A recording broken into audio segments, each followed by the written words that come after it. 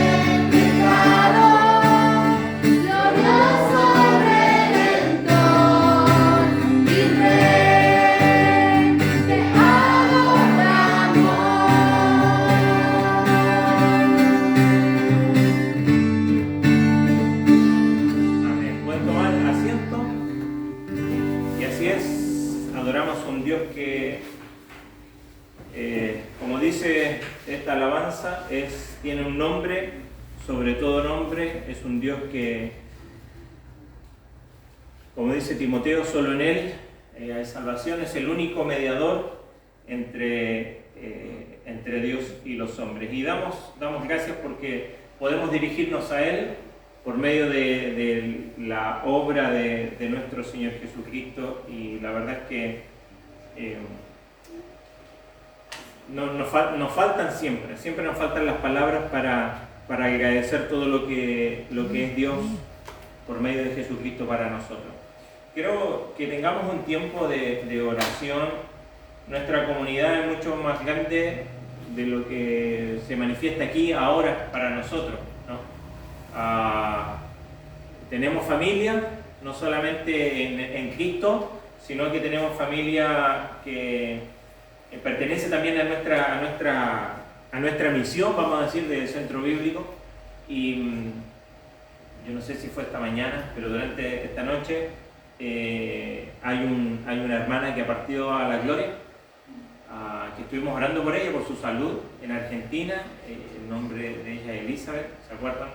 La hermana de Lali, ¿no? Esposa de Nicolás. Algunos pudimos conocerle a ellos venían a nuestros campamentos acá a Uruguay por mucho tiempo, y bueno, ella estaba padeciendo un cáncer hace tiempo ya, hace varios años, y hoy partió a la presencia del Señor. Y nosotros cuando sucede esto tenemos sentimientos encontrados, porque de alguna manera sabemos en nuestro intelecto que ella está mejor que nosotros, ¿no? Sabemos que ella está en la gloria disfrutando de la presencia de nuestro Padre Celestial, pero también sabemos que hay dolor en el corazón para la familia, especialmente para su esposo. Tienen hijos, y dos, ¿verdad? Dos. Y bueno, yo quería pedir a Juan si podía orar específicamente por consuelo para esta familia, sus hermanos, sus hermanas, pero especialmente por Nicolás, que es su esposo, y sus hijas, que el Señor les consuele y afirme su fe en medio de esta circunstancia bastante dolorosa, pero esperanzadora, no sin esperanza, ¿no? Así que, Juan, si puedes orar por esta familia y que también nos ayude a nosotros a meditar en esta realidad de enfrentarnos a esta situación. Señor y Padre Santo, venimos a ti por medio de Jesucristo a rogarte, Señor, que en este momento de tristeza para la familia de Elizabeth, especialmente para su esposo y sus hijos, tú estés consolando. Tú conoces mejor que nadie, porque estuviste frente a una tumba y nos enseña la palabra de que conmoviste a tal punto que lloraste no solamente por Lázaro, sino también por sus hermanas, por sus amigos, y tú comprendes lo que es ese dolor.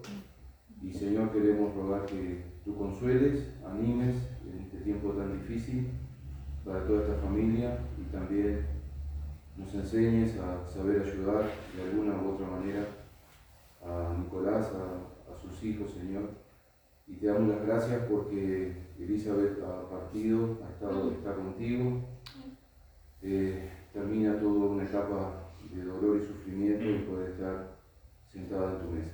Gracias, Señor, por darnos esta esperanza. Gracias por el amor que tú has derramado sobre cada uno de nosotros. En tus manos quedamos, rogando tu bendición en el nombre de Jesús.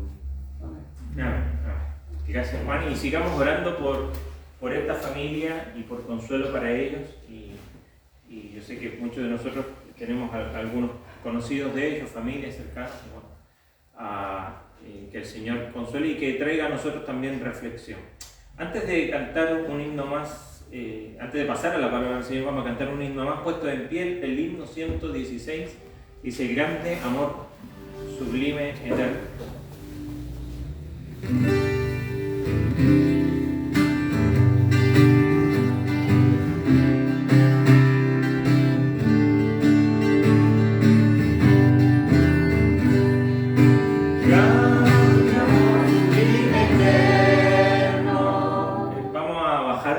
de la nota de la partitura nos indica aquí. Vamos a bajar porque está muy alto, ¿verdad?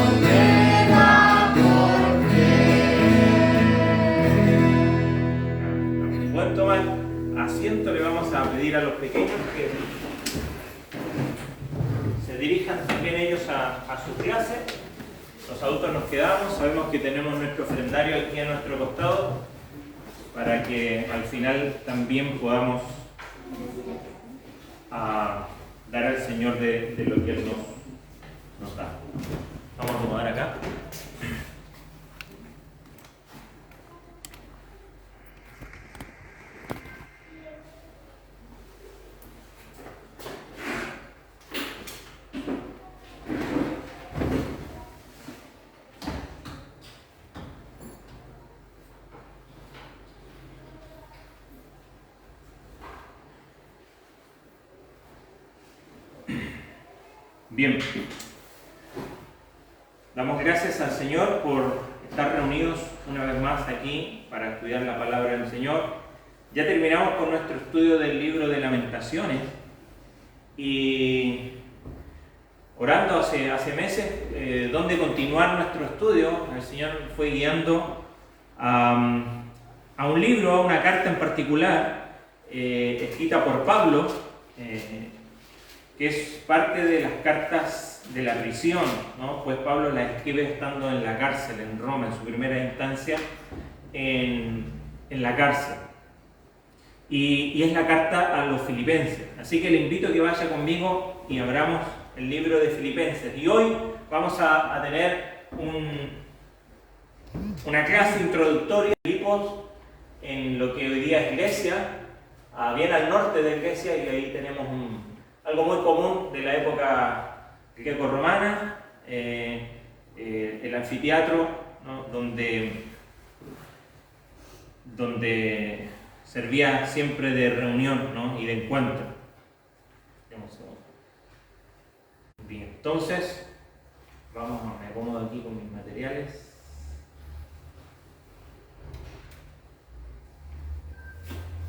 Bien.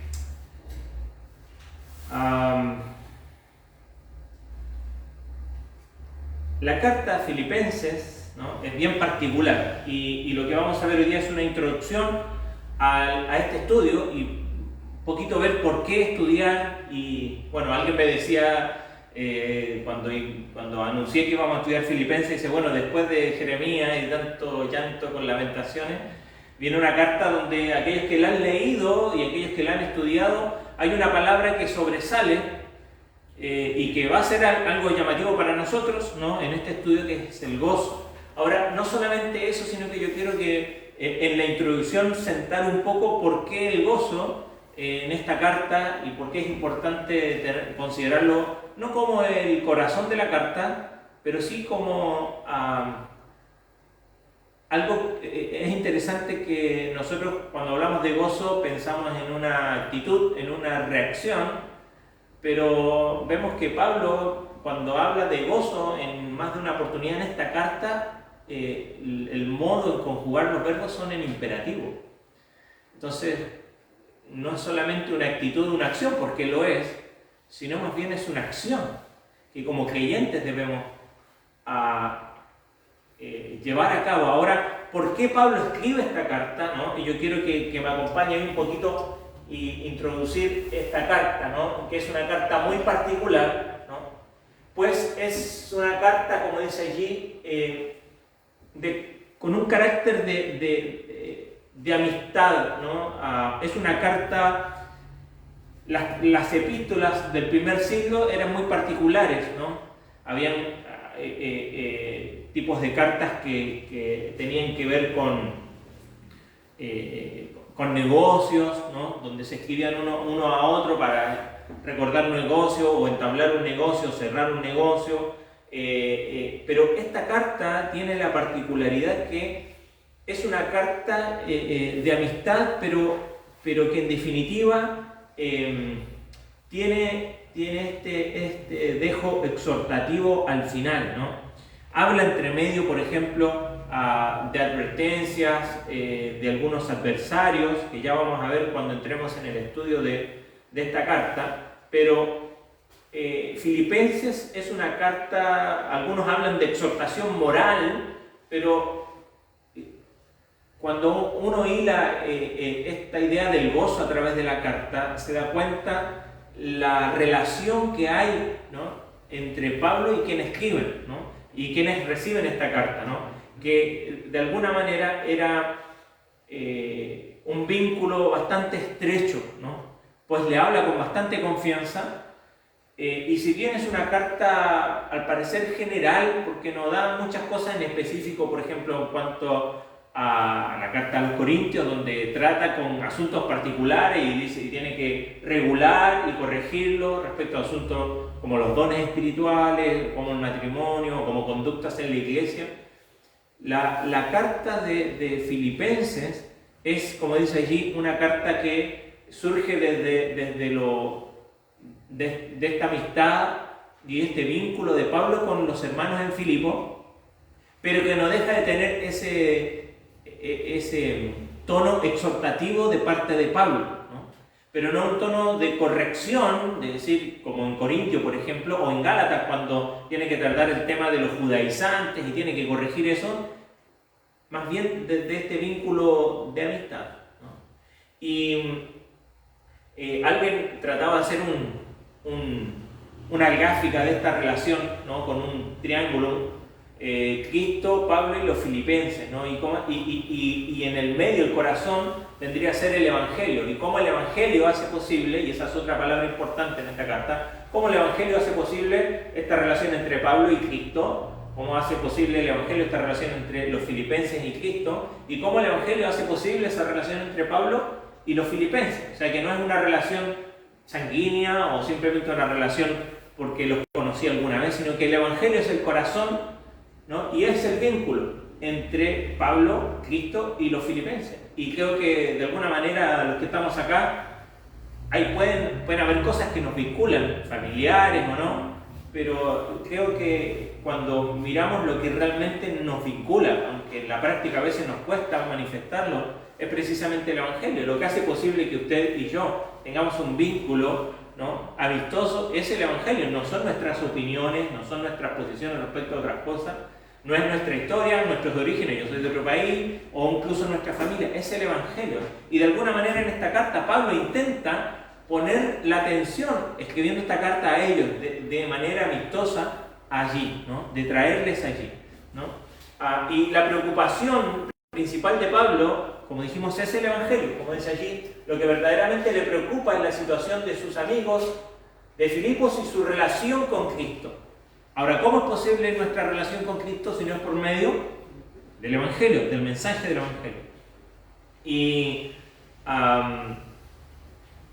para poder entender un poquito cómo se conocen estos hermanos y cómo existe este vínculo, bueno, ya vamos a llegar ahí a Hechos y leer un poquito. Pero en cuanto al texto, Filipenses tiene una particularidad, ¿no? Que de todas las palabras que yo las puse allí, ¿no? Las 1633 palabras, ¿no? Ocupando 438 palabras en esta carta, no es una carta muy extensa. La particularidad que tiene es que 42 de estas palabras solamente aparecen en esta carta. De todo el Nuevo Testamento aparecen solamente aquí. Y 34 aparecen, de todas las cartas de Pablo, aparecen solamente en Filipenses. ¿Y qué nos dice un poquito eso? De que de todo el Nuevo Testamento Pablo ocupase un lenguaje que solamente lo ocupó con los filipenses. Tiene que ver con el carácter de los hermanos allí, ¿no? Filipo, ya vamos a ver, era una colonia romana, ¿no? Era una colonia que tenía su propio gobierno y que por lo tanto, por ejemplo, habla de ellos acerca de asuntos romanos, como cuando les cuenta, recuerden que Pablo está en Roma, entonces las palabras que usa, las expresiones que usa, por ejemplo, vaya conmigo al final de la carta, al final, lo último, el saludo. Dice: saludad a todos los santos en Cristo, los hermanos que están conmigo os saludan, los que están conmigo en Roma, y dice: todos los santos os saludan, y especialmente los de la casa de César, ¿no? Si él le dice algo así a los judíos, ¿no? A los judíos le da lo mismo, pero ellos que eran ciudadanos romanos, saber que habían creyentes en Roma y que eran del pretorio, cuando lo va a mencionar aquí, que dentro de la guardia pretoriana, que eran los que estaban vigilando a Pablo cuando él estaba en Roma, se había formado ya una iglesia allí con los pretorianos.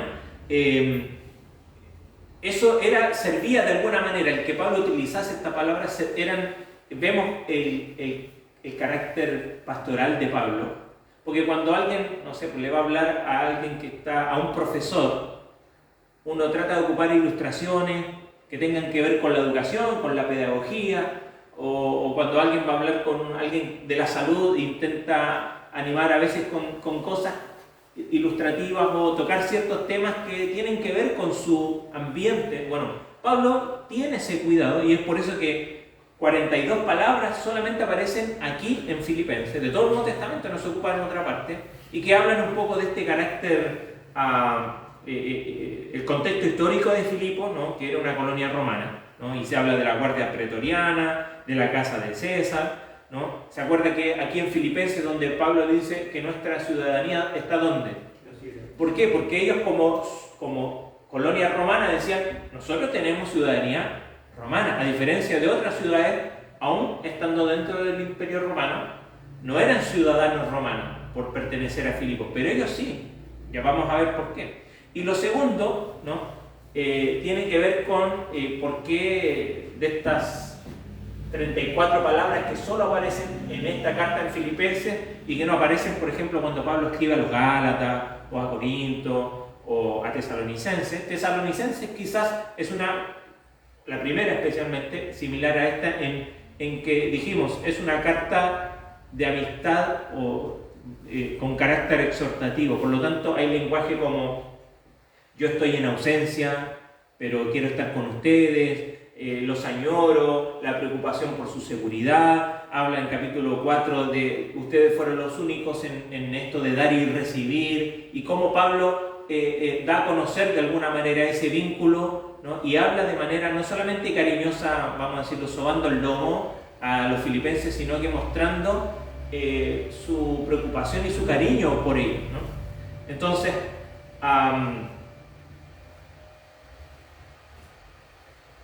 Pablo, se nos apagó esta cosa, parece, no sé si es el tema de la temperatura,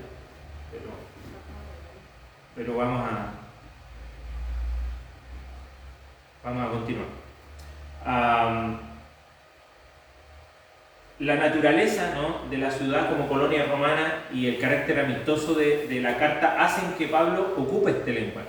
Ahora, ¿cuál es el contexto de la carta? Vaya conmigo a Hechos, capítulo 16. Vaya conmigo a Hechos, capítulo 16. Vamos a ver un poquito el contexto de la carta.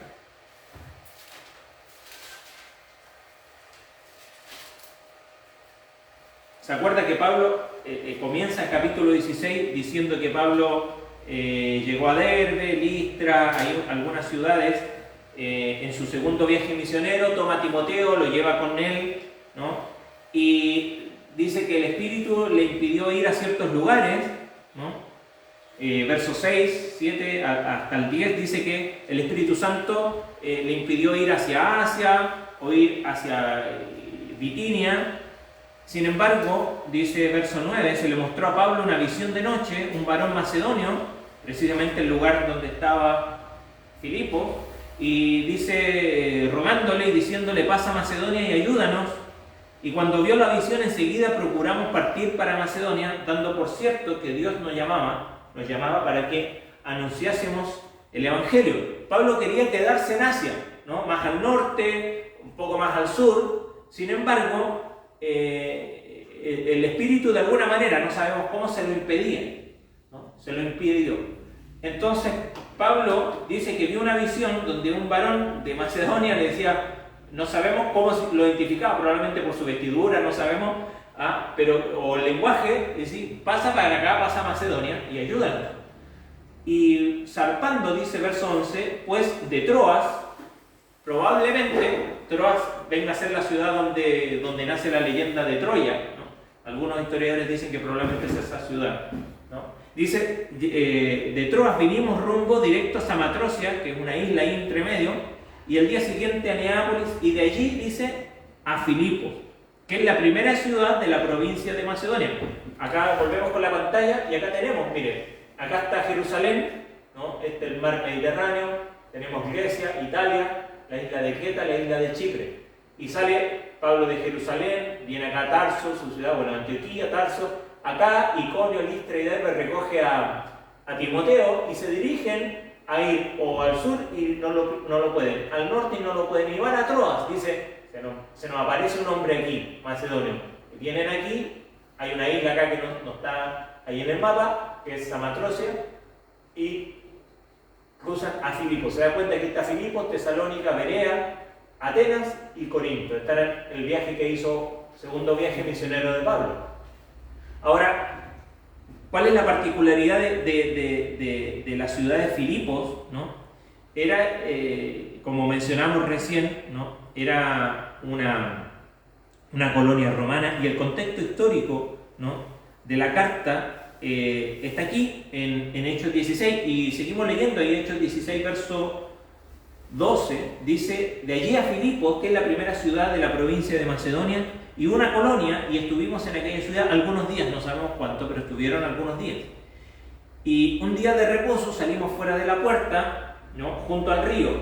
Probablemente no habían judíos allí, o eran muy pocos que no alcanzaban a formar una sinagoga. Para formar una sinagoga se necesitaban por lo menos 10 hombres, y no había, ¿no? Entonces, había pocos judíos, aunque probablemente había, porque dice que ellos fueron al río y allí habían, donde solía hacerse la oración, ¿no? Donde no había sinagoga, iban al río el día de reposo a tener oraciones y adorar al Señor. Dice, sentándonos hablamos a las mujeres que se habían reunido. Entonces una mujer llamada Lidia, vendedora de púrpura de la ciudad de Tiatira, que adoraba a Dios, estaba oyendo, y esto es lo más hermoso, el Señor abrió el corazón de ella para que estuviese atenta a lo que Pablo decía. Y cuando fue bautizada y su familia nos rogó, diciendo, si habéis juzgado que yo sea fiel al Señor, entrad en mi casa y posad. Y nos obligó a quedarnos. Aconteció que mientras íbamos a la oración, nos salió al encuentro una muchacha que tenía un espíritu de adivinación, la cual daba gran ganancia a sus amos adivinando. Esta, siguiendo a Pablo y a nosotros, daba voces diciendo, estos hombres son siervos del Dios Altísimo, quienes os anuncian el camino de salvación. Y esto lo hacían por muchos días, más desagradando a Pablo. Este se volvió y dijo al espíritu, te mando en el nombre de Jesucristo que salgas de ella, y salió en aquella misma hora. Pero viendo sus amos que había salido la esperanza de su ganancia, prendieron a Pablo y a Silas y los trajeron al foro, que vimos en la introducción allí, ante las autoridades, y presentándolos a los magistrados dijeron: estos hombres, siendo judíos, alborotan nuestra ciudad y enseñan costumbres que no nos es lícito recibir ni hacer, pues somos romanos. Y se agolpó el pueblo contra ellos, y los magistrados, y rasgándoles las ropas, ordenaron azotarles con varas. Después de haberles azotado mucho, los echaron en la cárcel, mandando al carcelero que los guardase con seguridad. Vamos a terminar para poder entender la carta.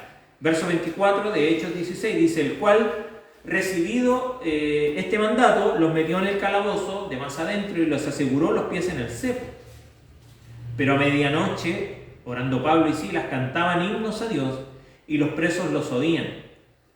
Entonces sobrevino de repente un gran terremoto, de tal manera que los cimientos de la cárcel se sacudían, y al instante se abrieron todas las puertas y las cadenas de todos se soltaron. Despertando el carcelero y viendo abiertas las puertas de la cárcel, sacó la espada y se iba a matar, pensando que los presos habían huido. Mas Pablo clamó a gran voz diciendo: no te hagas ningún mal, pues todos estamos aquí. Él entonces, pidiendo luz, se precipitó adentro y temblando se postró a los pies de Pablo y de Silas.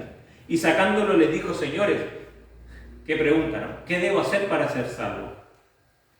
Ellos dijeron: cree en el Señor Jesucristo y serás salvo, tú y tu casa deben hacer lo mismo. Y le hablaron la palabra del Señor a él y todos los que estaban en su casa. Y él, tomándolos en aquella misma hora de la noche, les lavó las heridas, y enseguida se bautizó él con todos los suyos. Y llevándolos a su casa, les puso la mesa, y se regocijó con toda su casa de haber creído a Dios. Cuando fue de día, los magistrados enviaron alguaciles a decir: suelta a aquellos hombres. Y el carcelero hizo saber estas palabras a Pablo: los magistrados han mandado decir que os suelte, así que ahora salid y marchaos en paz. Pero Pablo les dijo: después de azotarnos públicamente sin sentencia judicial, siendo ciudadanos romanos, nos echaron en la cárcel y ahora nos echan encubiertamente. No, por cierto, si no, vengan ellos mismos a sacarnos. Y los alguaciles hicieron saber estas palabras a los magistrados, los cuales tuvieron miedo al oír que eran romanos. ¿No? ¿Se da cuenta? Esto es muy importante en la carta, va a jugar algo muy particular. Y viniendo les rogaron, y sacándoles les pidieron que salieran de la ciudad. Entonces, saliendo de la cárcel, entraron en casa de Lidia, y habiendo visto a los hermanos, los consolaron y se fueron. Y como vemos en el mapa, siguieron su viaje a Tesalónica, no muchos kilómetros más al sur. No sabemos cuánto tiempo estuvieron allí, pero el contexto de la carta, ¿no?, nos dice que, bueno, fue escrita por Pablo desde Roma, cerca del año 60 al 62 después de Cristo, a estos hermanos que conoció en esta situación, ¿no? En esta situación donde, en esta ciudad particular, ¿no?, de Filipos, ¿no?, que como dijimos, y acá creo que tenemos una foto de la ciudad allí, ¿no?, ruinas. Esto al parecer fue una gran basílica en algún momento. Era una ciudad importante, ¿no? Ahora, la ciudad de Filipo la conquistó el padre de Alejandro Magno, Felipe, ¿no? Por eso lleva este nombre. Y desde allí, ¿no?, por ser y por estar ubicado en un lugar bien estratégico, en la vía Ignacia que se llamaba, que era la que llevaba desde Roma, ¿no?, para llegar acá a lo que es Estambul, hoy día Constantinopla y toda el Asia hacia aquí, tenía que pasar por Filipo. Era un lugar estratégico. Estaba sobre las montañas, como lo vimos en el foro, y estaba ahí como una ciudad importante de vigilancia.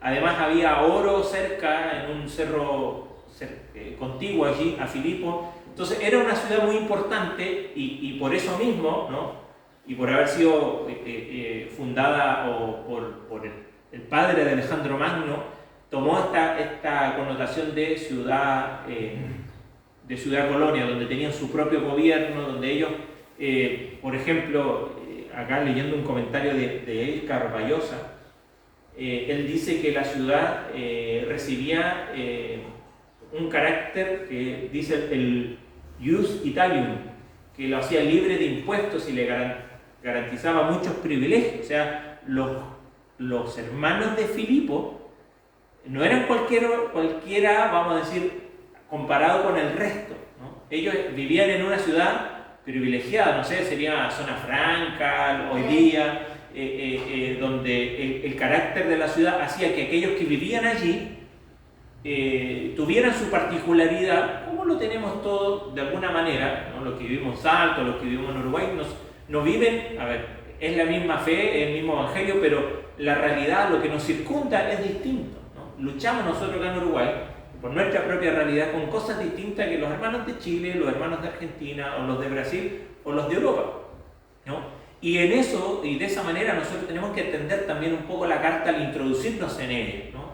Porque cuando vamos a comenzar el estudio, vamos a ver que hay cosas que trata Pablo con ellos que están padeciendo, ¿no? Y sucediéndose allí en la iglesia, como vamos a ver ahora, que son particular de Filipo, no por los hermanos solamente, sino por la ciudad, precisamente, ¿no? Por su entorno. Y yo creo que de alguna manera eso nos va a ayudar. Nosotros vivimos en un país bastante peculiar, ¿no? Bastante peculiar. Tenemos vecinos bastante grandes a nuestros costados que son muy diferentes a nosotros, ¿no?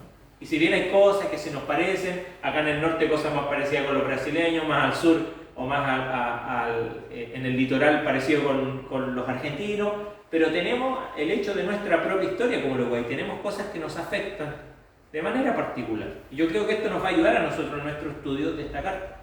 Ahora, la iglesia, ¿no? La iglesia de Filipo, ¿cuál era la realidad de la iglesia? Como dice ahí, fue fundada en el año 49 después de Cristo. Esa fue la fecha cuando Pablo pasa por aquí y sucede todo lo que acabamos de leer aquí en Hechos capítulo 16, ¿no? Y hay una ecuación allí, porque fíjese, vaya conmigo a esta cita de 2 de Corintios capítulo 8. 2 de Corintios capítulo 8, verso 1. Pablo le está escribiendo a los corintios y en esta carta a los corintios él menciona a los hermanos de Macedonia, que son precisamente estos hermanos de Filipo. Dice: asimismo, hermanos, os hacemos saber la gracia de Dios que ha sido dada a las iglesias de Macedonia, que en grande prueba de tribulación y abundancia de su gozo y su profunda pobreza abundaron en riquezas de su generosidad. Doy testimonio de que con agrado han dado conforme a sus fuerzas y aún más allá de sus fuerzas, pidiéndonos con muchos ruegos que les concediésemos el privilegio de participar en este servicio para los santos. Pablo se dirigía a Roma y llevaba ofrendas para los hermanos, a Jerusalén, y llevaba ofrendas para los hermanos que estaban siendo perseguidos por los judíos allí. ¿Se acuerdan cómo era la iglesia en el primer siglo en Jerusalén?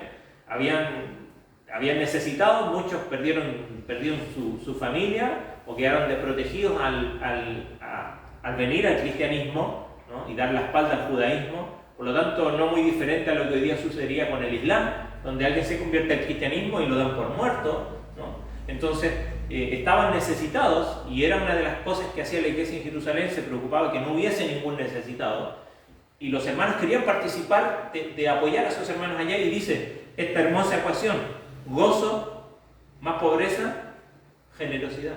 Qué interesante, porque a veces una de estas podría ser la razón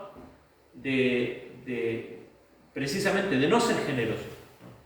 O tendría que cambiar, en vez de pobreza tendría que haber por lo menos estabilidad para poder ser generoso. Pero sin embargo, Pablo dice, de su profunda pobreza abundaron en riquezas de su generosidad. Dice el verso 5, y no como lo esperábamos, sino que asimismo se dieron primeramente al Señor y luego nosotros por la voluntad de Dios. O sea, no solamente era una ofrenda de mi bolsillo, sino que sus propias vidas, ¿no? Porque muchos de los hermanos allí fueron parte en el ministerio de Pablo, ¿no? De apoyarle, de sus colaboradores.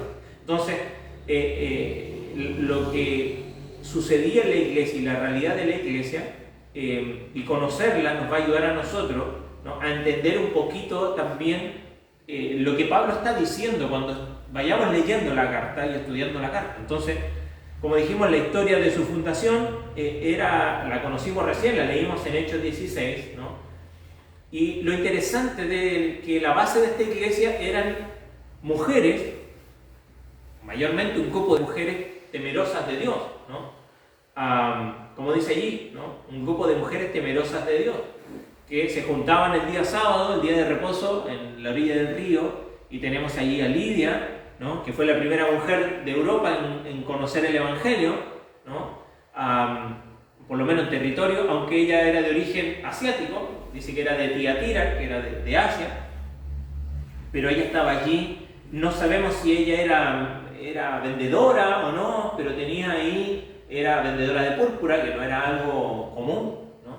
Era algo bien costoso. En realidad se cree que en esos ríos se daba un tipo de molusco, porque está cerca del mar, que ayudaba a producir este tinte, ¿no? Por lo tanto, se producía en esta zona estas telas de color púrpura que eran muy codiciadas precisamente por la realeza y aquellas personas que tenían más dinero. Entonces, no había una sinagoga, y es interesante que el grupo, las primeras convertidos, fueron mujeres, ¿no? Vemos que el ministerio de Cristo fue acompañado por bastantes mujeres también. Y eso hace la particularidad. ¿Se acuerda? Yo digo, espero que haya leído la carta de los Filipenses, pero el capítulo 4 dice, verso 2, ruego a Evodia y a Síntique, que sean de un mismo sentir. Las menciona, había mujeres allí, que Pablo las menciona, da sus nombres allí, ¿no? Porque eran personas importantes para la iglesia y para Pablo, ¿no? Dijimos que él lo escribe desde este vínculo amistoso con ellos, ¿no? Y no podemos estar seguros de cuánto tiempo quedaron, ¿no? Pablo en Filipo y sus acompañantes, Silas, Timoteo. Probablemente Lucas se suma. Algunos dicen que Lucas era de origen macedonio, probablemente incluso de Filipo, no lo sabemos, porque Lucas es quien escribe Hechos. Hasta el capítulo 16, antes de entrar a Macedonia, siempre le dice ellos, y cuando comienza acá en Macedonia, empieza a escribir nosotros, ¿no? No sabemos si se suma aquí, era de acá, probablemente, pero aquí ya Lucas está con ellos. Pero está este vínculo de reciprocidad, ¿no? Y esto era muy común en la cultura greco-romana, esta reciprocidad social. Fíjese, capítulo 4 de Filipenses, verso 15, dice: y sabéis también vosotros, oh filipenses, que al principio de la predicación del Evangelio, cuando partí de Macedonia, ninguna iglesia participó conmigo en razón de ¿qué? De dar y recibir, sino vosotros solos. Pues aún en Tesalónica me enviaste una y otra vez para mi necesidad. Y esto creo que de alguna manera fue una de las tantas cosas que empezó a generar ese vínculo entre Pablo y los hermanos allí, ¿no? Y la partida de Pablo, de Silas y Timoteo se dio como consecuencia, como leímos en Hechos recién, de expulsar el espíritu de una mujer esclava, ¿no? Que lo utilizaban, ¿no? Para enriquecerse algunos hombres allí en Filipo, y por supuesto esto causó gran problema, ¿no? Lo juzgaron a ellos, ¿no?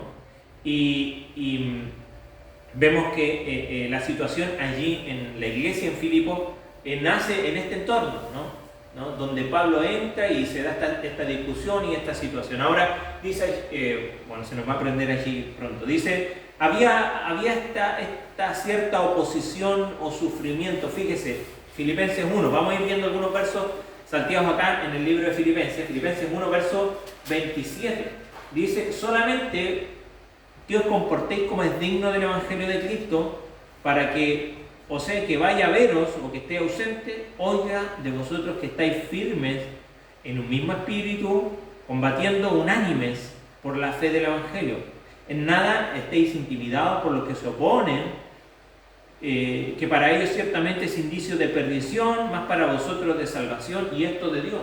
Porque a vosotros os es concedido a causa de Cristo no solo que creáis en Él, sino también que padezcáis por Él, teniendo el mismo conflicto que habéis visto en mí y ahora oís que hay en mí. Había cierto sufrimiento como resultado de la oposición que hubo en Filipo. De entrada, cuando conocemos cómo se inicia la iglesia, lo que leímos en Hechos 16, ¿se acuerdan? Si bien hubo una apertura allí en la orilla del río, ¿no? Abajo de la colina de Filipo, con estas mujeres, pero ya en la ciudad hubo oposición, pero no una posición de ir necesariamente en contra del Evangelio, sino que, como mencionamos recién, como colonia romana, tenía su particularidad, y lo que hace Pablo allí, ¿no? Era bien particular. Yo quiero leer una cita de un comentarista, porque ellos eran ciudadanos romanos, ¿no? Pero también ahora, y Pablo lo va a mencionar, dice, nuestra ciudadanía está en los cielos. Ocupa esta idea. Ustedes son ciudadanos romanos, pero ahora nuestra ciudadanía es celestial. Entonces, esta lucha, detente, por favor, si puedes apagar el aire, quizás eso está afectando aquí al aparato. Gracias. Y dado que su verdadera ciudadanía está en los cielos, ¿no? Lo que dice capítulo 3, deben comportarse, como leímos recién, de manera digna de Cristo, conforme a esa ciudadanía. Yo soy ciudadano del cielo, debo comportarme conforme a esa ciudadanía, no como ciudadano uruguayo, aunque lo soy, sino mi ciudadanía está en los cielos, y debo vivir de acuerdo a eso. Entonces, el carácter, vamos a decir, pro imperio de la ciudad de Filipo, el carácter de la ciudad como a favor del imperio, ¿no? Romano, en este caso, explica de alguna manera este fenómeno que se da en la carta, ¿no? Esta concentración de referencias a Cristo, el nombre de Cristo, ¿no? Del Señor Jesucristo, el Kyrios o el Curios, ¿no? Que era el mismo nombre que se le daba a César. Y acá yo quiero leer esta cita un poco larga, pero para que podamos entender un poquito lo que dice o lo que sucede aquí en Filipenses. Es una cita de Gordon Fee, dice: Filipos, ¿no?, debía su existencia como colonia romana a la gracia especial del primer emperador romano, lo que garantizaba que la ciudad siempre tendría devoción especial por el emperador, ¿no? Entonces, en la época de esta epístola, los principales títulos que se usaban para referirse al emperador eran Kyrios, que significa Señor, y Soter, que significa Salvador. El Señor y Salvador eran los nombres que se ocupaban para referirse al emperador. No solamente esto, sino que el culto al emperador, donde se adoraba casi como a una deidad, había encontrado su tierra más fértil en estas provincias, precisamente en Filipo, por ser una colonia romana. Y cada acontecimiento público, la asamblea, cuando se juntaban en el foro, cuando había una representación pública en el teatro mismo o cualquier actividad en la ciudad, siempre se comenzaba: esto lo hacemos en honor a el Kyrios, el Soter, el Señor y Salvador César, ¿no? Todo lo que sucedía en la ciudad, claro, para ellos era un orgullo ser una colonia romana en medio donde la mayoría no lo era. Entonces, que cada cosa en la ciudad tuviera esa connotación. Y ahora Pablo viene con el Evangelio y se suponía que ellos debían reconocer a Nerón, precisamente, que era quien en ese tiempo era el emperador. Él era supuestamente el Señor y Salvador. Ahora, los creyentes en Cristo ya no podían reunirse como ciudadanos romanos de Filipo, ¿se da cuenta? Ellos ya no podían reunirse como ciudadanos romanos de Filipo, aunque lo eran. Debían lealtad a otro Kyrios, a otro Señor, Jesucristo, ante el cual, como dice el capítulo 2 de Filipenses, toda rodilla se doblará ante quien toda lengua confesaría, incluso los ciudadanos de Filipos, ¿no?, que están causando sufrimiento, como también el emperador del imperio.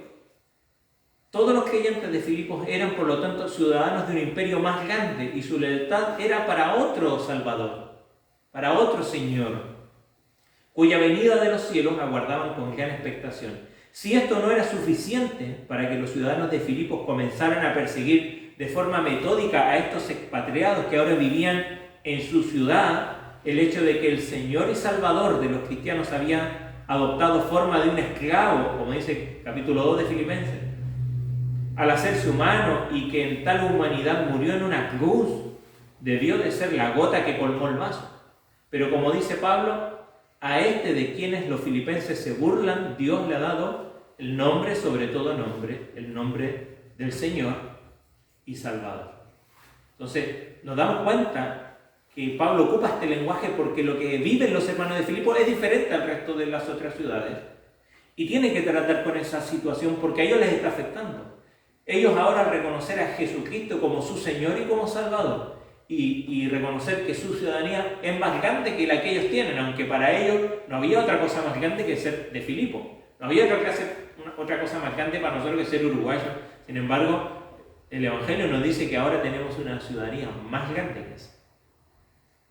Y eso generó conflicto. Entonces, en este contexto, ¿no? Es que los filipenses oían oirían esta nota triunfante de Pablo cuando él dice que toda la guardia pretoriana, ¿no? Que eran las tropas selectas del emperador, habían llegado a conocer el Evangelio mediante el encarcelamiento de Pablo. Pablo tuvo un ministerio súper eficaz en la cárcel porque dice, no tengo que salir a predicar, me los traen porque cada 4 o 6 horas le cambiaban la guardia, así que lo tenía 4 o 6 horas predicando el Evangelio a uno y a otro guardia. Tanto que allí se levanta una iglesia, como leímos recién al final de la carta, de los de la casa de César. Había una iglesia dentro de los propios que vivían en lo más cercano al emperador. Y para ellos, de alguna manera, esto fue de aliento, porque ellos estaban viviendo en una ciudad donde eso les afectaba. Y esto trajo de alguna manera no solamente el consuelo, sino que gozo a su corazón. Y ahí es donde entra esta situación, ¿no? Y esto tan hermoso de esta carta. Ahora, dijimos ahí no solamente oposición y sufrimiento, sino que problemas o malestares internos que lo vemos de alguna manera Por ejemplo, vamos al capítulo 4 de Filipenses, verso 2. Dice, ruego a Evodia y a Síntique que sean de un mismo sentir en el Señor. Capítulo 2, hablando de manera general, dice, haya pues en vosotros este mismo sentir que hubo en Cristo Jesús, ¿no? Que haya este sentir. Parece que, si bien, por ejemplo, 1 Corintios, Pablo cuando escribe a los hermanos de 1 Corintios dice, oigo que entre vosotros hay contienda y división. En Filipenses no llega a eso, ¿no? Pero sí, al parecer, habían situaciones que no estaban resueltas, ¿no? Y Pablo, es interesante, algunos piensan, mencionó a estas hermanas, o algunos dicen, Evodia y Síntique, qué problema que tenían. No, yo creo que estas mujeres Pablo las nombra porque eran sus amigas. Eran de las mujeres que vinieron al Evangelio con él probablemente, y como él menciona, los sustentaron a él y su ministerio, a los que estaban con él por mucho tiempo, y él les escribe no como sus enemigas, sino como sus amigas, ¿no? Y diciéndole, hermanas, les animo a que resuelvan sus problemas, Entonces, al parecer, la causa del malestar es algún tipo de actitud fingida o de ambición egoísta, ¿no? Por eso que Pablo señala, cuando dice ahí en Filipenses capítulo 2, dice, nada hagáis por contienda o por vanagloria, ¿no? Sean de un mismo sentir, y ahí es donde él pide humildad y da el ejemplo de alguna manera de humildad de Cristo, ¿no? Y da el ejemplo hermoso de que Dios se despojó, se vació de sí mismo, se vació de su gloria, ¿no? o la cubrió. Nosotros no tenemos gloria, pero sí tenemos vanagloria. Y a veces eso tiene que salir de nosotros.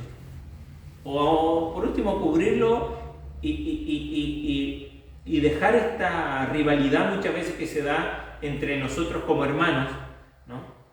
Que nos impide. No llegamos a contienda y divisiones, pero nos impide avanzar. Y nos quita el gozo.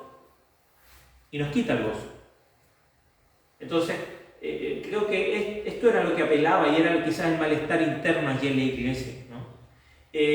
Otras cosas, como dijimos, estas actitudes no habían causado aún contienda o divisiones, como en 1 Corintios, pero parecen describir claramente una falta de unidad o más bien una desunión, ¿no? Fíjese, capítulo 2. Verso 14, dice, haced todo sin murmuraciones y contiendas. Y si te dan esa admonición, esa advertencia, ese consejo, es porque esto está pasando. Entonces, si bien no había llegado a la situación de Corintio, había allí situaciones que no estaban resueltas. Y como pienso, normalmente esto pasa cuando no se tratan las cosas de manera correcta o a tiempo, ¿no?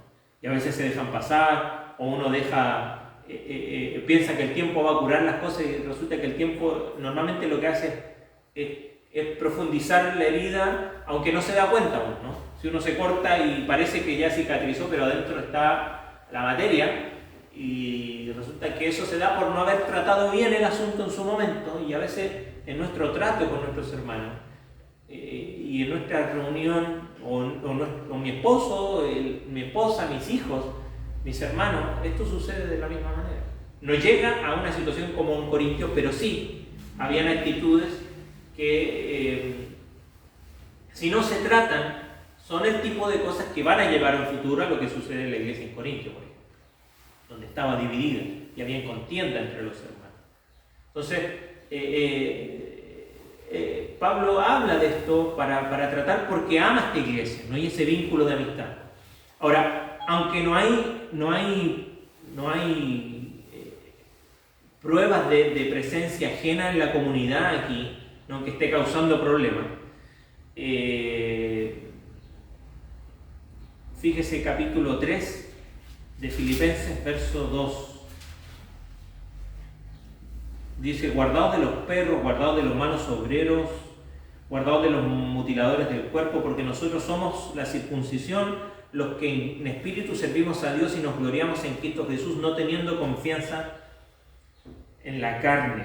No sabemos si acá había una religión de parte de los judíos, como si lo hubo en Gálatas, por ejemplo, ¿no?, en Galacia, ¿no?, donde Pablo tiene que escribir esa carta porque los judíos vinieron y los judíos que estaban ahí comenzaron a imponer la circuncisión y otras cosas. Acá no lo sabemos bien, el texto no es muy claro en decirnos quiénes eran, pero ya que el judaísmo de alguna manera era una religión permitida por el imperio, los judíos no tenían ninguna limitación del imperio para ejercer su fe, pero el cristianismo sí se comenzó, era algo que estaba por fuera, ¿no?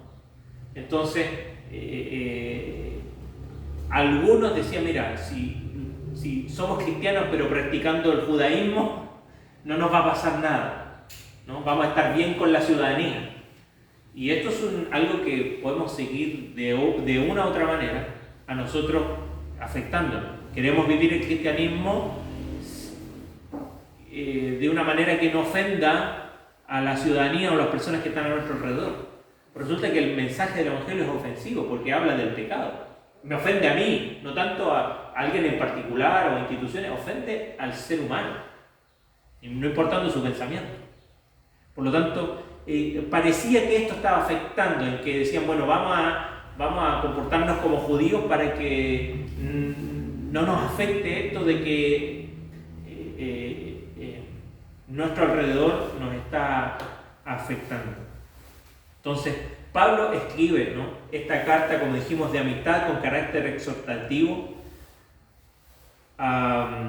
Fíjese, capítulo 2 de Filipenses, verso 12, dice: por tanto, amados míos, como siempre habéis obedecido, no como en mi presencia solamente, sino mucho más ahora en mi ausencia, ocupaos en vuestra salvación con temor y temblor. Esa era la preocupación de Pablo, ¿no? Entonces, la realidad de la iglesia en Filipos era esta, y la razón de alguna manera de la carta, ¿no?, era porque nos preguntamos, ¿no?, ¿por qué Pablo escribe esta carta, ¿no?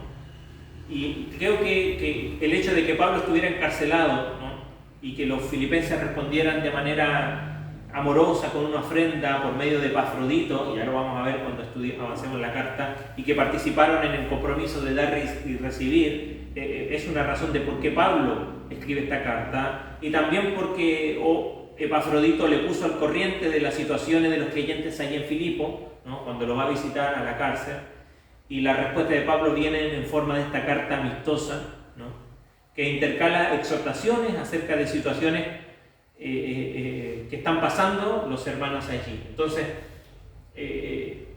la razón de la carta, de alguna manera, es esta, ¿no?, el corazón de Pablo y su preocupación por sus amigos. Y qué hermoso, ¿no?, porque vamos a las palabras de Cristo, y qué mayor amor que que uno ponga su vida por sus amigos.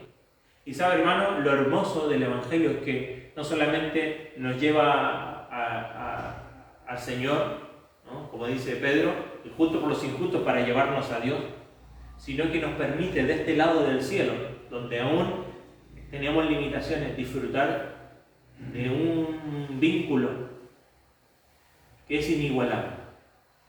O sea, yo me puedo vincular con personas porque son coquimbanas, en la ciudad donde yo nací. Nos gusta el mismo club, estudiamos juntos en la escuela, son de mi familia, tienen mi sangre. Pero ninguno de los vínculos, o estudiamos juntos, tenemos la misma profesión, pero no hay ningún vínculo tan poderoso como el vínculo que genera el Evangelio. Y eso nosotros tenemos que recordar. Porque a veces parece que en nuestra vida los vínculos más fuertes vienen por otra parte, por otras cosas, por otras áreas. Y Pablo lo que está escribiendo a los hermanos ahí en Filipenses es: hermano, lo que nos une a mí con Cristo es el Evangelio, por lo tanto lo que me une a mí contigo es el Evangelio. Y eso nos une de alguna manera a Cristo. Y Pablo escribe por su preocupación. Ahora hay temas, los vamos a mencionar solamente, porque esto lo vamos a ver avanzado el estudio, pero por ejemplo Pablo habla, el interés de Pablo en esta carta por el Evangelio es supremo, ¿no? Constantemente habla del Evangelio, ¿no? Y menciona, fíjese, vamos a los primeros versículos, verso 3 del capítulo 1. Doy gracias a mi Dios siempre que me acuerdo de vosotros, siempre en todas mis oraciones, rogando con gozo por vosotros. ¿Por qué cosa? Por vuestra comunión en el Evangelio desde el primer día hasta ahora. Si había una preocupación de Pablo, era el Evangelio. ¿Y qué es el Evangelio? ¿No? Es una gran pregunta, ¿no? Pero desde el punto de vista teológico, el avance, el progreso del Evangelio, ¿no? La participación en el Evangelio, que progrese su fe en el Evangelio, lo que tiene que ver con el Evangelio es nuclear en esta carta. Y debe ser también en nuestra vida.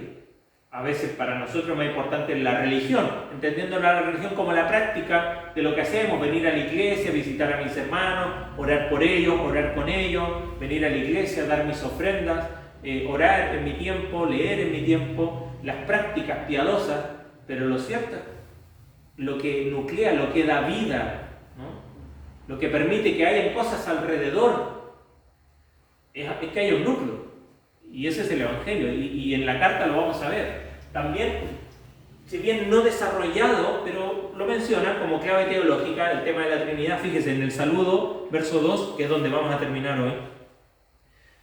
Gracia y paz a vosotros de Dios nuestro Padre y del Señor Jesucristo.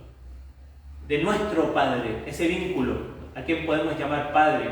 Por lo tanto, si hay Padre hay un Hijo, y este verso hermoso y conocido de esta carta, pues es Él el que produce así el querer como el hacer por su buena voluntad. ¿Quién es? Sino por medio del Espíritu Santo en nosotros, ¿no? Dios haciendo esto. El papel central de Cristo, ¿no?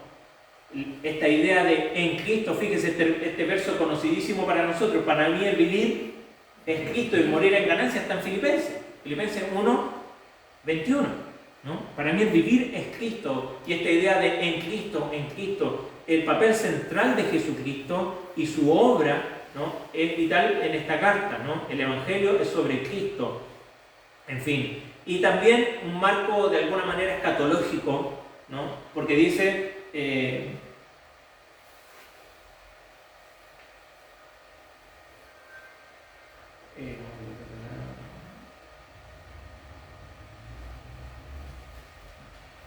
1:6, estando persuadido de esto, que el que comenzó en vosotros la buena obra, dice, la perfeccionará hasta el día de Jesucristo. O sea, no solamente, hermano, le escribo ahora, sino que tirando la línea y la mirada hacia adelante, ¿no? A lo que está por venir, ¿no? Y luego a asuntos de la vida cristiana, ¿no? Por supuesto, la teología carece de sentido cuando carece de práctica, cuando no afecta a mi práctica. Entonces habla acerca de la santidad, de vivir, tenemos una ciudadanía celestial, tenemos que vivir conforme a esa ciudadanía, ¿no? Tenemos que andar en semejanza a Cristo, o sea, eso habla de santidad, del amor en la comunidad, de basta de las rivalidades, de la vanagloria, ¿no? Y de las actitudes fingidas, ¿no? sino de anteponer el Evangelio ante todo, ¿no? Y el gozo, que viene a ser de alguna manera el tema teológico más famoso de la carta, se da el gozo en medio del sufrimiento, y eso es lo interesante, ¿no?, de este tema, el gozo en medio del sufrimiento. Pero el gozo no es el tema principal, como dijimos, sino más bien es el leitmotiv, es la motivación. El gozo es el combustible, ¿no?, de esta carta. Como dice un comentarista, dice: el gozo es la forma en que los creyentes que conocen a Cristo y cuyo futuro está garantizado por Cristo responden en el contexto de las dificultades presentes, no porque les guste sufrir, sino porque su gozo está en el Señor. Pero el gozo no es un sentimiento, es una actividad, es una acción. Por encima de todo, el gozo es la característica distintiva del creyente en Cristo Jesús. Y en esta carta aparece más frecuentemente como un imperativo. Fíjese, capítulo 4 de Filipenses, verso 4: regocijaos en el Señor siempre. Otra vez digo, regocijaos. Porque el gozo no tiene que ver con circunstancias propias, sino con la relación que uno tiene con el Señor. Entonces deben hacerlo individualmente y junto con otros, ¿no? Capítulo 2, verso 18, dice: asimismo, gozaos y regocijaos también vosotros conmigo. O sea, el gozo no es algo que yo debo practicar solo en mi intimidad e individualmente, sino que es algo netamente comunitario. Y esto es donde creo que Pablo intenta apuntar. Entonces, por eso dice la práctica o lo práctico de la vida cristiana. Toda la teología carece de sentido cuando no nos lleva, ¿no?, a lo práctico. Así que, a pesar de todo lo demás, la vida en Cristo es una vida de gozo. Y esta carta nos invita al avance del Evangelio, a las buenas nuevas sobre Cristo.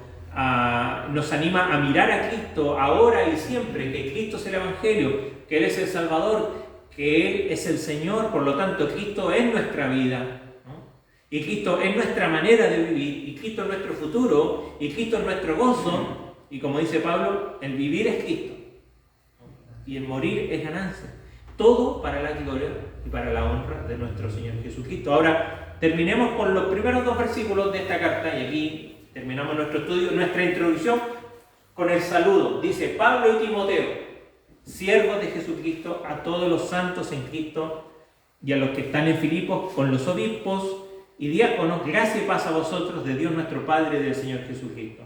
Y lo hermoso de este saludo, de esta introducción, es que Pablo no ocupa el título oficial de apóstol. ¿Se da cuenta? En la mayoría de las cartas dice Pablo, apóstol de Jesucristo. Acá no necesita. Recordamos que es una carta de amistad con carácter exhortativo. Por lo tanto, no es necesario que Pablo se presente con títulos. Y qué interesante para nosotros, ¿no? Porque Pablo está mostrando de alguna manera una actitud humilde. Y a veces nosotros, yo me acordaba cuando pensaba en esto, en Chespirito, ¿se acuerda? Chaparrón, dígame licenciado. Gracias, muchas gracias. Eso sirve para este mundo. Pero por eso es que en esta carta esto nos sirve. Esto de licenciado, esto de apóstol, nos sirve en esta carta. Porque Pablo está escribiendo desde otra perspectiva. Diferente a la carta de Corintios, donde él necesita defender su apostolado, ¿no? Y en el medio de la carta él defiende: yo soy apóstol de Jesucristo por llamado de Dios, en fin.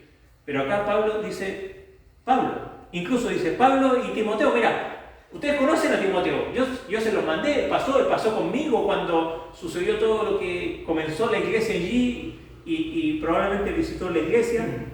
Estamos aquí, somos sus amigos y le escribimos, ¿no? Este agradecimiento hacia los filipenses por la dádiva que ellos le enviaron por Epafrodito hace que el autor no esté intentando corregir un error doctrinal ni defendiendo su ministerio. Simplemente explica que él es Pablo y Timoteo, y dice nosotros siervos.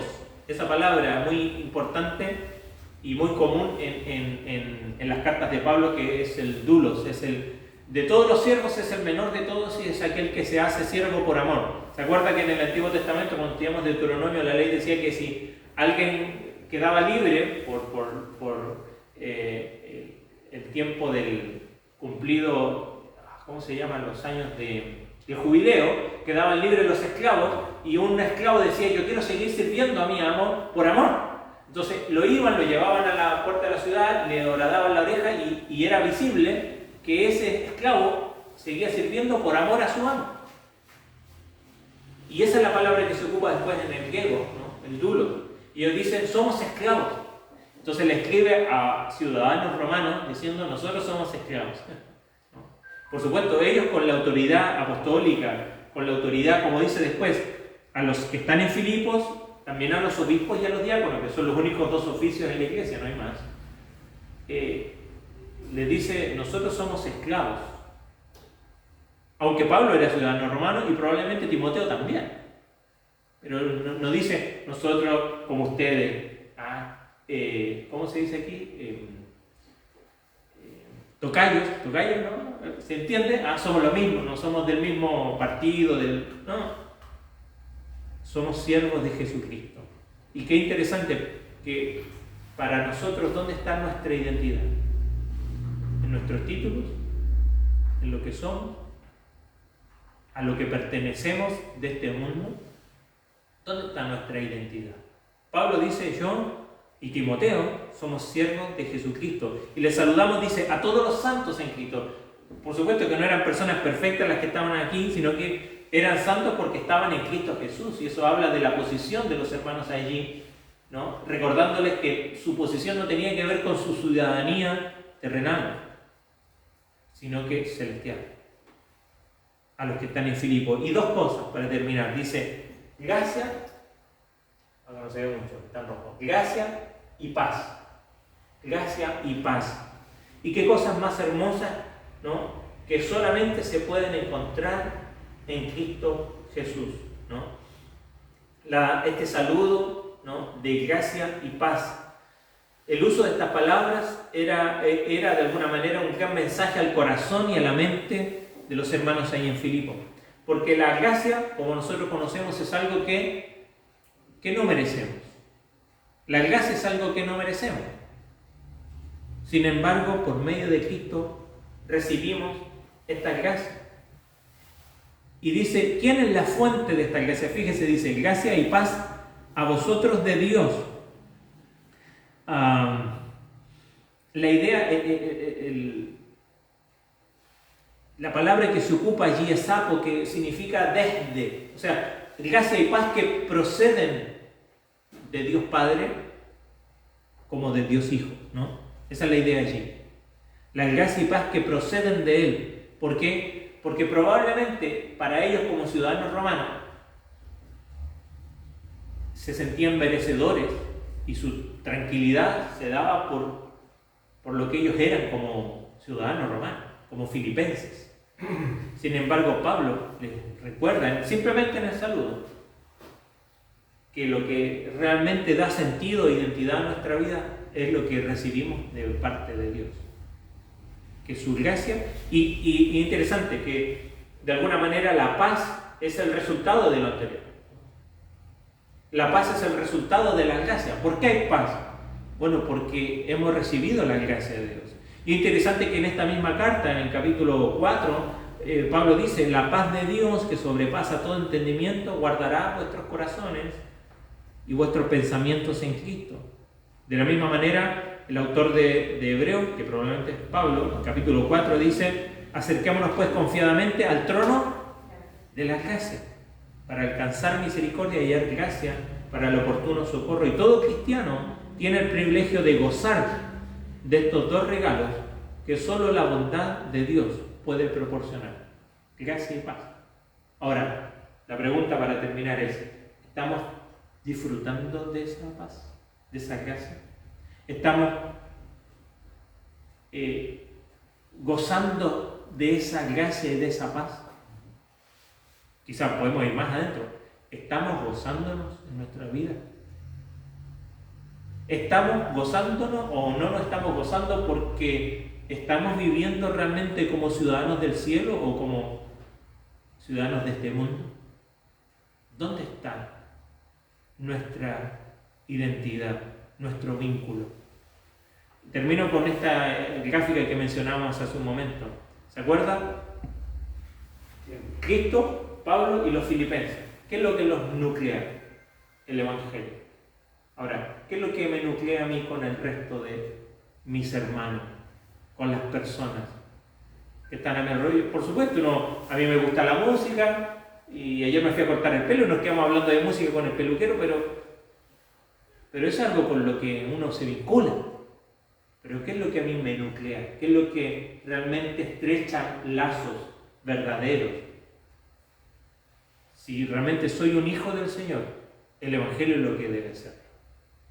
Si no lo está haciendo en mi vida, bueno, debo esforzarme para yo poder, precisamente, esta carta trata a Pablo de hablar a sus amigos, exhortándoles a cuidar de no perder la mirada precisamente del Evangelio, que progresen en el Evangelio, que avancen en el Evangelio y que vivan por y para el Evangelio. ¿Es eso lo que yo necesito escuchar hoy? Y creo que de alguna manera Dios nos está guiando a que esto sea así. Ahora, ¿cuánto yo tengo que poner de mi acción, de mi obediencia, para que me acerque a esta advertencia de Pablo que está comenzando en esta carta a los hermanos de Filipenses? Quizás nos identificamos bastante con ellos en muchas áreas de nuestra vida. Bueno, empecemos a leer y que desde ya no dejemos de pensar que podemos gozarnos, verdaderamente gozarnos solamente por lo que viene de Dios. ¿Y qué viene de Dios? Gracia y paz. Vamos a ponernos en pie, vamos a orar.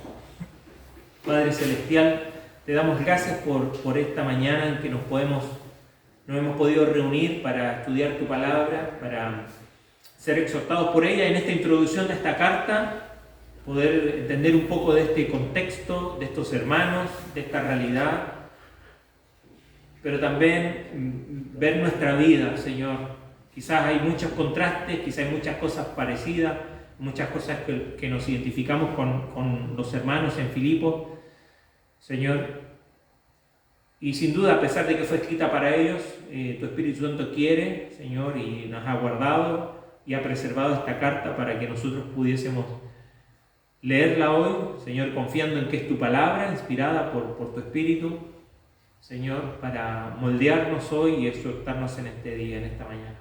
Señor, gracias porque lo que procede de ti siempre es bueno, pero siempre tiene un motivo y un propósito, Señor. Y tú quieres que por medio de tu gracia en nuestro corazón haya paz. Así contigo, pero también con nuestros hermanos, con nuestra familia, con nosotros mismos.